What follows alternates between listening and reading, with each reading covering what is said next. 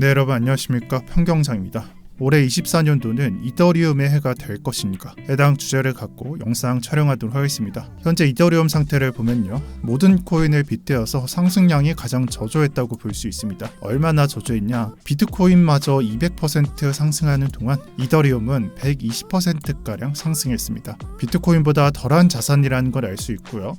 알트코인들이 3배에서 4배가량 상승하는 동안 이더리움은 절반도 상승하지 못했기 때문에 거의 외면을 받았었죠. 그런데 오늘은 이더리움을 사야 된다고 주장하고 있는 겁니다. 그러면 왜 사야 될까요? 그 이유로는 총 4가지를 준비했습니다. 첫 번째 이유부터 가도록 할게요. 첫 번째 이유는 ETF 기대 심리입니다. 비트코인 승인 이슈를 보면요, 10월 달부터 약 26K부터 지금 현재 가격 45K까지 70%가량 상승했다는 걸 알 수 있습니다. 그리고 이 상승 요인으로서는 비트코인 차트가 좋아서가 아니라 그저 기대 심리였다는 것을 주목해 볼 만합니다. 즉 다시 말해서 승인 여부가 반영되지 않았음에도 지금과 같은 상승세가 나왔다고 볼 수 있습니다. 그러면 비트코인 ETF가 승인된다면 그 다음 타겟에 대한 고민을 해봐야 되고, 비트코인을 제외하고 이더리움, 솔라나, 리플, 에이다, 아발란체까지 이런 코인들 중에서 ETF에 대한 기대 심리 또는 ETF가 어디로 향할 것인지 준비를 하고 있어야 됩니다. 그리고 해당 코인으로는 모든 시선이 갈 수 있습니다. 즉 너도 나도 솔라나로 향할 수 있다는 말이고, 더불어 에이다나 아발란체로 향할 수도 있다는 거예요. 근데 컨센서스라는 말을 붙이면은 사실 밑에 있는 코인들로서는 해당 사항이 아니게 됩니다.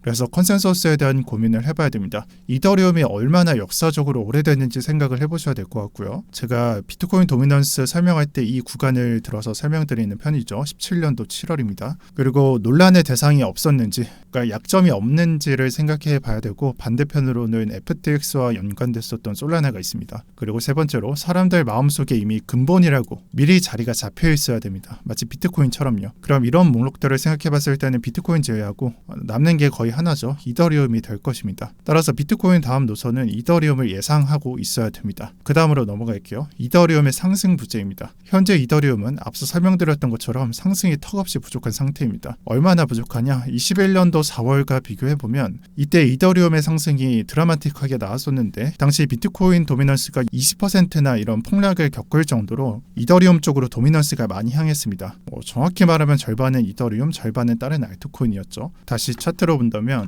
지금이 비트코인 차트입니다. 해당 날짜가 대략적으로 3월 말, 해당 구간의 3월 말부터 4월 초를 보시면 되는 거고요. 비트코인은 28% 상승하고 저가를 내리는 하락이 나오고, 사실상 추세가 전환되는 시기를 겪었던 반면에 같은 시기로서 이더리움을 본다면요, 이더리움은 2배가량 상승했습니다. 즉 비트가 조정장일 때 이 최고점을 달성해버린 것이라고 볼 수 있고요. 어떻게 보면 지금 구간하고 연관되는 이런 의미로서 해석을 할 수 있기 때문에 추가 상승에 대한 여지를 열어두셔야 될 것 같습니다. 제가 지금 동그라미 표시를 드린 구간이 비트코인도 560%가량 상승한 구간이었고요. 이더리움도 이 구간하고 비교해보면 대략적으로 500% 상승한 구간이었습니다. 근데 그 구간에서 비트코인은 상승 한계를 맞이했었지만 이더리움은 2배가량 상승하는 차트를 보여줬다. 자, 그래서 지금 현재랑 비교하셔야 된다는 거예요. 비트코인 190% 상승했는데 이더리움 120%가량 상승했다. 이 말인즉슨 비트코인보다 이더리움은 상승 요인은 있지만 반영이 안 됐다라고 볼 수 있는 거고요. 그만큼 이더리움 ETF로 제가 봤을 때는 아직까지 컨센서스로 자리 잡히지 않았다라는 판단을 할 수 있는 겁니다. 그래서 두 번째 이유에서 설명드리고 싶은 거는 현재 이더리움 상승은 충분하지 않고요. 컨센서스가 전환돼서 이더리움 ETF 얘기가 나오게 된 순간부터는, 즉 컨센서스가 전환된다면 상승량 충분히 나올 수 있다라고 말씀드리고 싶습니다. 그 대표 예제로서 21년도 4월부터 비트코인 차트랑 이더리움 차트를 보시면서 이해하시면 될 것 같습니다. 그리고 세 번째 설명드리도록 하겠습니다. 스케일링 솔루션 또는 레이어 2라고 보시면 될 것 같습니다. 대표 코인으로서는 OP랑 아비트럼이 있는 거고요. 이 부분을 설명할 때는 사실 레이어 1과 같이 보시면 될 것 같습니다. 지금 현재까지 이더리움의 레이어 2 솔루션에 있는 코인들은 이더리움 킬러라고 볼 수 있는 솔라나, 아발란체,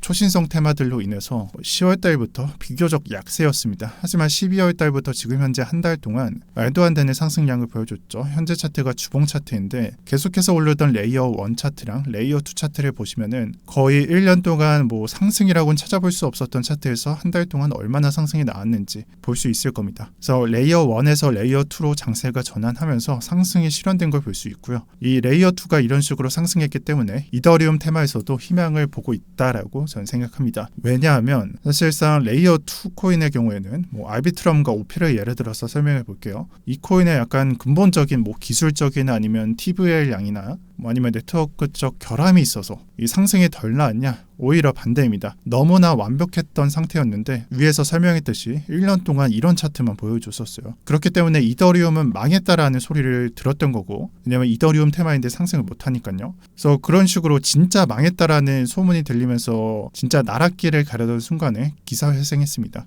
심폐소생을 한 것과 다름이 없고요. 모든 사람들의 시선을 깨게 된 순간이 12월이라고 생각합니다. 심지어 아비트럼과 오피의 경우에는 조 단위로 돈이 묶여 있음에도 불구하고 이런 차트를 나타냈었으니까요. 때문에 디파이 차트도 사실 사람들의 입에 오르지 않았던 이유기도 했죠. 좀 옆길로 샜는데 다시 돌아와서요. 그러면 레이어 2 테마가 오르는 이유가 이더리움 상승과 어떤 연관을 시킬 수 있을까? 이 레이어 2가 오른다는 게 이더리움의 상승과 연관되어 있다는 건 어떤 식으로 설명할 수 있을까? 지금 현재 솔라나와 봉크 코인을 보시면 될 것 같아요. 이 코인들을 보면서 시나리오를 굴려야 됩니다.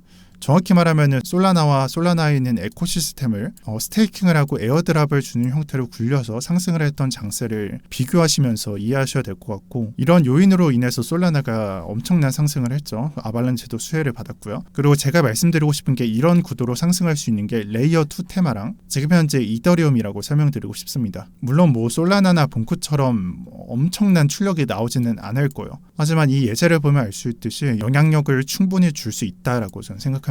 그리고 네 번째로 넘어가도록 하겠습니다. 이더리움 업데이트입니다. 여기서 말하는 이더리움 업데이트란 뭐 속도가 빨라지고 수수료가 내려가고 EVM 얘기 등 여러 얘기가 있겠지만 위에서 설명한 레이어 2와 연관돼서 설명드리고 싶습니다. 제가 한 9개월 전에 에어드랍 코인이라고 해서 레이어 테마 종류를 여러분들한테 설명한 적이 있습니다. 그때 수익 코인 같은 것도 있었고, 지금 사진에 보고 있는 스타크넷 GK싱크 레제로까지 설명드렸던 것 같습니다. 이 1년 또는 한 반년 정도 사이에 시작했던 프로젝트들이 드디어 결과물이 나오고 있습니다. 아직 코인은 출시하지 않았고요. 현재 테스트 과정을 출시할 예정으로 보이고, 이 일정이 1분기 또는 상반기 예정되어 있습니다. 그럼 출시한다면 무조건 임팩트를 줄 것으로 저는 예상하고 있고요. 그 임팩트를 받아가는 게 1타겟은 레이어 2일 것 같고 2타겟은 뭐 레제로 같은 거, 굳이 레이어에 국한받지 않고 그냥 뛰어난 기술력을 보이는 것들, 그리고 세 번째 타겟은 무조건 이더리움이라고 생각합니다. 그래서 무조건 영향을 받을 수 없는 업데이트인 거예요. 이더리움 업데이트라기보다는 관련 테마의 약간 성장이라고도 볼 수 있을 것 같습니다. 그래서 1분기와 상반기에 예정되어 있는 일정이 제가 봤을 때는 비트코인 ETF 이슈랑 기간적으로 너무나 겹칠 것 같습니다. 그러면 겹침과 동시에 알 수 있는 건 자연스럽게 이더리움으로 장세가 전환될 수 있는 그 기회가 이번 연도 상반기에 제공될 것이고, 어쩌면은 1분기에도 좀 기회를 노려볼 수 있을 거다라고 생각합니다. 그래서 각자가 좀 생각을 정리해볼 시간인 것 같고요. 지금 현재 이더리움 차트는 사실 뭐 상승의 느낌이라기보다는 약세장을 가져가고 있습니다. 그래서 저는 이런 약세장이 매입하기 좋은 시기라고 보고 있고요. 오늘은 24년도에 이더리움을 주목하는 이유 4가지를 설명드렸습니다. 최근에 아서 헤이즈 같은 사람도 솔라나를 덤프했고 이더리움을 더 샀다 라는 말을 할 정도로 이더리움을 주목하는 사람이 점점 많아지고 있습니다. 제가 적어도 이 코인판에 또는 코인 유튜버로서 접근한 지가 적어도 한 3, 4년은 되는 것 같아요. 네, 이 3, 4년 동안 영상을 촬영하고 댓글을 보고 소통을 하면서 느낀 건 아직도 많은 사람들, 많은 대다수의 투자자들은 이미 나온 결과를 보고 투자하려는 경향이 있다고 저는 생각합니다. 그래서 비이성적인 과열도 나오게 되는 거고요. 그 이유가 제가 봤을 때는 근거가 없는 것보다는 근거가 있을 때 확신을 가지고 투자하기 도움이 되기 때문이라고 생각을 하는데요. 한마디만 드리자면 때로는 아무것도 보이지 않는 미지수인 시장에 참여하는 것도 능력이라고 저는 생각합니다. 그래서 참고해 주시면 감사하겠고요. 지금까지 영상에 나온 내용들을 텍스트로 보고 싶으신 분들은 고정 댓글 참고하셔서 방에 들어오시면 텍스트로 정리된 글을 볼 수 있습니다. 그리고 앞으로 추가되는 내용도 올려드릴 테니 고정 댓글 놓치지 마시고요. 오늘 영상 여기까지 하겠습니다. 오늘도 평경장이었고요. 24년도 비트시그널 첫 번째 영상을 시청해 주셔서 정말 감사드립니다. 1년 동안 잘 부탁드리겠습니다.